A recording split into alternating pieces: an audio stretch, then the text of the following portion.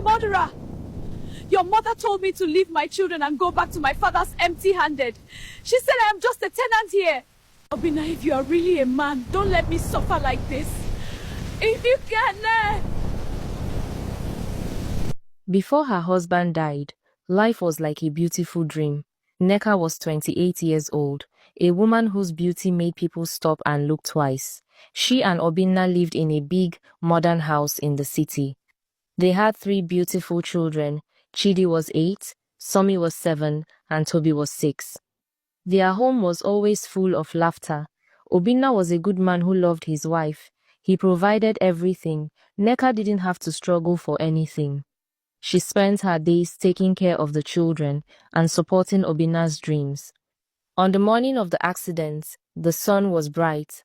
Obinna was dressed in a sharp blue suit, eating breakfast while the children played around his legs. "Nneka, my love," Obinna said, smiling as he took a sip of tea. "I have a big meeting today. If it goes well, we are taking the kids on a vacation." "Just come back safely," Nneka replied as she straightened his tie. "That is the only vacation I need."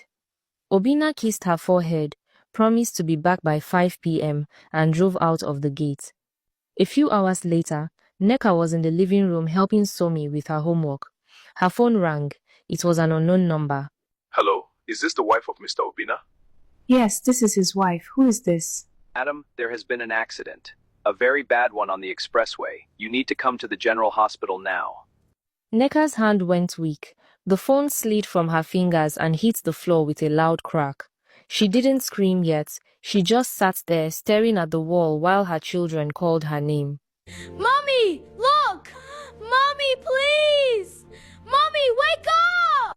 Then, a long sharp wail broke from her throat. She collapsed on the rug, pulling at her hair. Obinna was gone. In the village, the atmosphere was not one of comfort. It was one of judgment. Nneka was forced to sit on a low wooden stool in the middle of the compound. 3 elderly women surrounded her.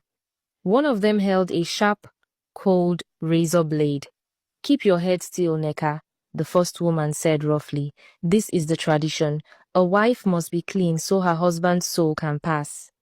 As the long, beautiful hair Nneka had taken care of fell into the dirt, the women whispered. "Look at how she is crying," the second woman whispered to the third. "People who cry this loud are usually the ones who know how their husbands died." Nneka looked up, her eyes red. "What are you saying? I loved him. He was my life." The women just ignored her and kept scraping the razor against her scalp until her head was smooth and bare. The day of the burial was the most dramatic. The whole family gathered around the deep hole in the ground. When it was time to throw the sand, Mama Chioma, the mother-in-law, stepped forward. She took a handful of red earth and threw it violently into the grave. "Obinna, my son," she screamed, "if any man or woman had a hand in your death, may they never know peace. May the earth reject them. If it is the person you ate with who poisoned your life, let the ground judge them." She looked directly at Nneka when she said it. The brothers, Jude and Chuka, stood behind her, nodding their heads and looking at Nneka with hatred. Nneka stumbled forward, her legs weak. She took her own sand.